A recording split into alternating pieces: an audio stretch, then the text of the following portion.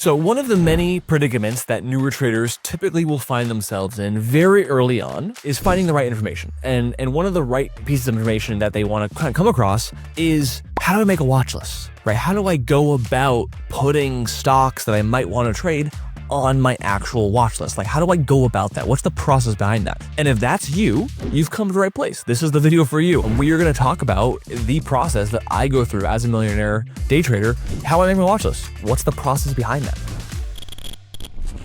This process that I'm about to go through with you has been one for me that I've done for practically my whole career. We are approaching about 8.5 years in not full-time of day trading, about 5.5 years of full-time day trading. But this process is what I've done since the beginning, and it will probably be one I do probably for the rest of my career. Let's start from the really beginner basics. What is the purpose of a watch list? Well, it's to keep you kind of accountable of watching the stocks that you say you're going to watch, and hopefully lead you to narrow down your focus and try to nitpick which ones you actually want to trade. If you're just show up to the market, there are thousands of stocks to trade. You could trade anything, really, whether it's actually a good trade or not. You can trade it. You can buy and sell all you want.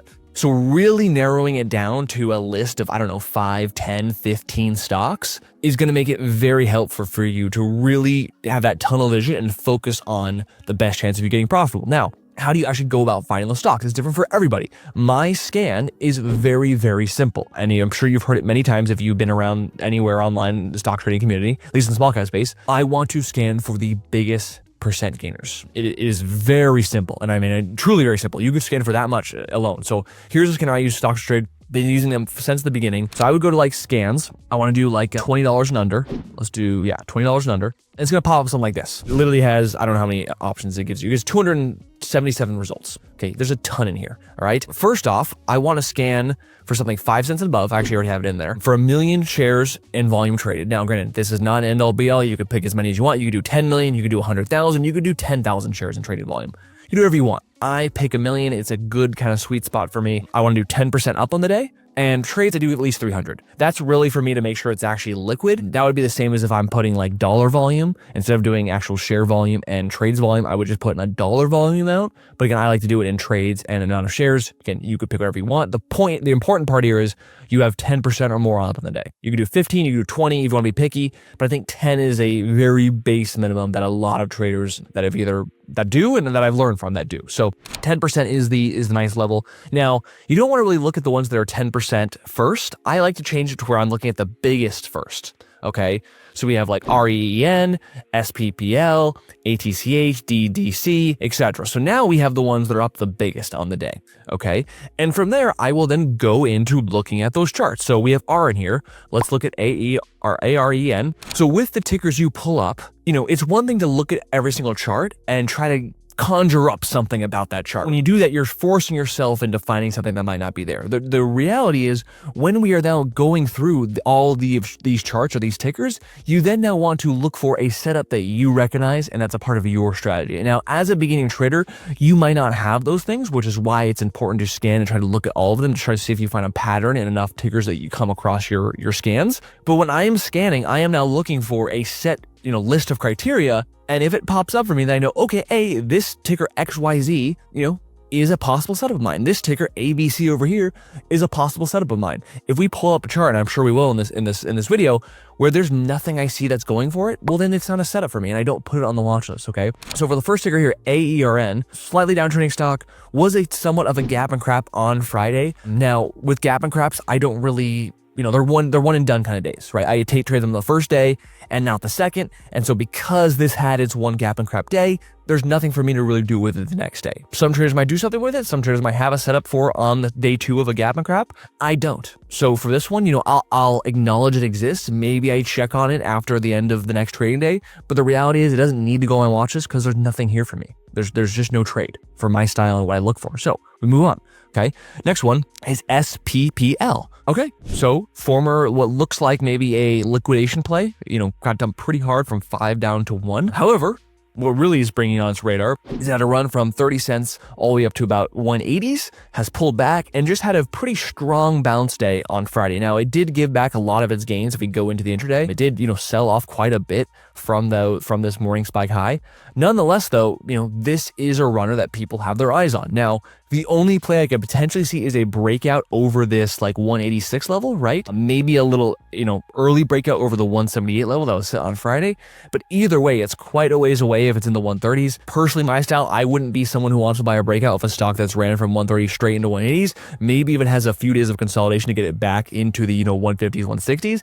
Then we're talking where it's very, very close to a breakout level and could offer a very solid breakout. So this would be one I put on my watch list, but it would be like, check on it in 3 or 4 days. So I want to keep an eye on this one. I want to see how the chart develops, but there's no immediate play for me coming the next day. Okay. Now it might be for you. Maybe you are a breakout trader who is willing to buy this breakout if it happens tomorrow. If so, great. Still put it on your watch list and actually put up a chart of it, or I put it on a chart to watch. Next one is ATCH. Let's look up that one. Nothing for me here, right? It's a couple gap and crap days. Clearly nothing going on Friday. It's actually up in after hours, but this volume is pretty low. So maybe there's another world, maybe pre-market, if it's bringing a lot of volume and gapping up again to some higher level, then sure, maybe it's another gap and crap potential. But for now, I can't assume it will be. So until it does, I could care less about this ticker, right? So let's keep moving on. DDC, right? Nothing special, right? Is another after hours mover. Yeah, a little bit. So maybe it's another gap and crapper, but again, it's not up that much. It's only up 50% at the close from 20 cents to about 30 cents. We'll have to see pre-market, right? So again, another one you just kind of keep an eye on, but nothing special. SMCX, that's not a small cap. That's right, is it? Or that's I think that's an ETF, right? I think it's the SMCI XX ETF, which is not what we would trade in this particular instance. So ignore that one. We have PULM, and you notice I'm just speed running through these, right? These are things that I'm just very quick. I see the chart. I'm like, do I like it? Do I not? Is it something I like for a setup? If not, move on. Boom. Quick. It might be longer for you as a beginner. It certainly was longer for me when I first started, but that's okay. PULM here, nice multi-day run, which is something I like. That is something I look for as an indicator for a potential setup. In this case, it would be a first red day setup. However, there's a reason why I will not put it on my watch list, because I'm being picky and I'm wondering if you can guess why. Most beginners would not, but if you know my style, you would, which is the volume's not that great. Yes, on this day where it spiked all the way up to 7 or 8, it did have 15 million shares traded, which is good. But the next day it dropped down to 5 and it went, technically higher. The close is higher. It didn't run higher in terms of how high it ran, because it did pull back quite a bit. If we go back, right, this pull back and it came going higher.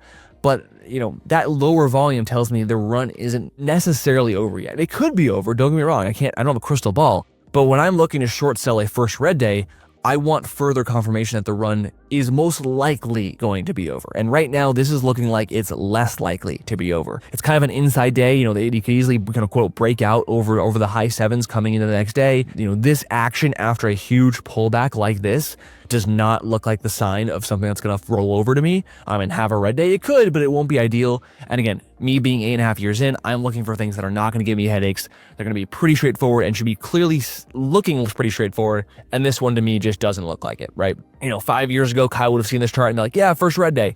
But again, I've traded too many of these charts that look good, that maybe look like a duck, but then by the time you trade them, they're not quacking like a duck. And so I'm like, you know what? I can do better without them. And so that's what we're gonna do. We will keep an eye on it though. We could put it on the watch and say, hey, let's check on it in a day or two. Maybe if it does break out over high 7s, but until then, again, there's nothing really immediate for me here. That's pretty much the gist of finding new stocks to trade. Okay, that's half the watch list part, right? We're not gonna go through all of these. I just went through the top 5 or 6. I would do that for pretty much the first 20 at least, right? It'd really kind of go down until we get to where we're only up, 13, 14, 15%. That's not that exciting. We want the 20s, 30s, 50s, 100% up kind of tickers. We've kind of gone through that. You get the gist of that process, etc. Where does the other half of my watches end up coming from? It is from the previous day's watch list. So the watches I've already had. You'll find a lot of tickers that I trade are tickers I've already been watching for days long. I don't intentionally find it on the scanner.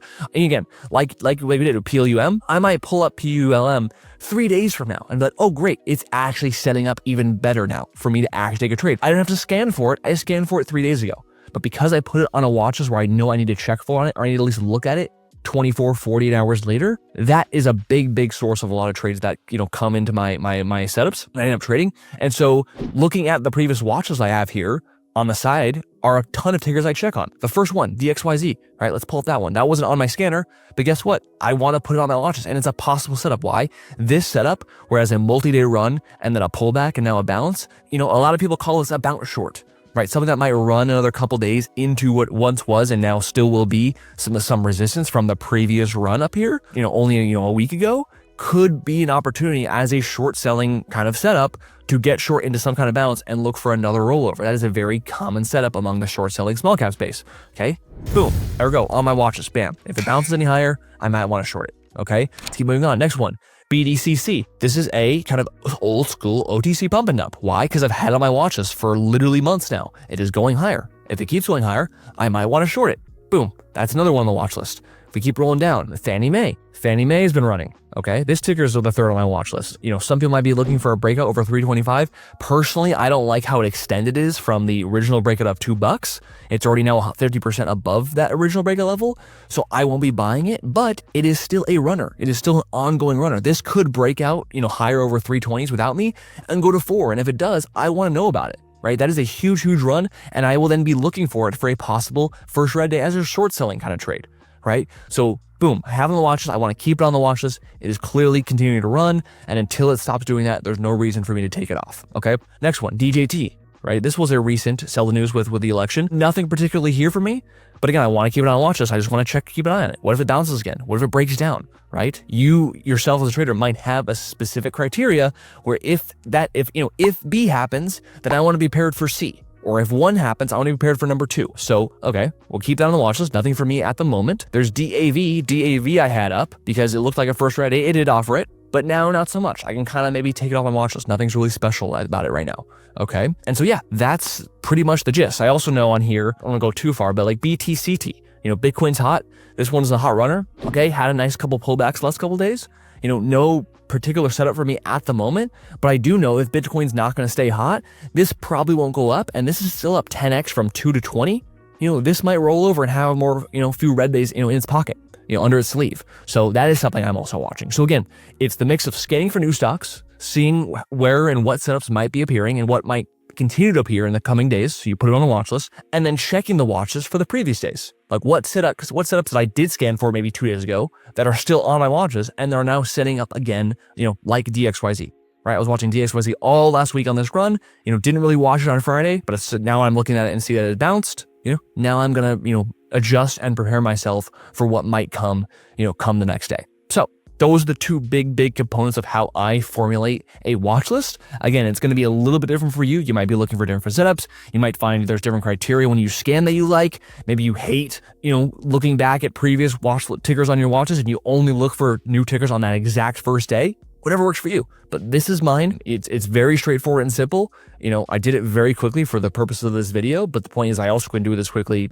on my own. I've done thousands of watch lists at this point, so it's always slower in the beginning, but hopefully this video helps. And the watch list we just made, I will be putting down into actual words in the Clover Trading chat room. So if that's something you want access to, that just to see my words and really see me put this process into full-on sentences and paragraphs and then post in the Clover chat room of what I'm watching every single day, you know, you can join the room and get access to that. So that is also something we do every day in the Clover Trading chat room, whether it's from Huddy, Dom, myself, you know, we post watches just like this from this exact process. So, and as always, make sure to like and subscribe, put in the comments below if this was helpful, if there's any part of your watch list building process that is different. Anyways, guys, thanks so much, and we'll see you guys next time. Peace out.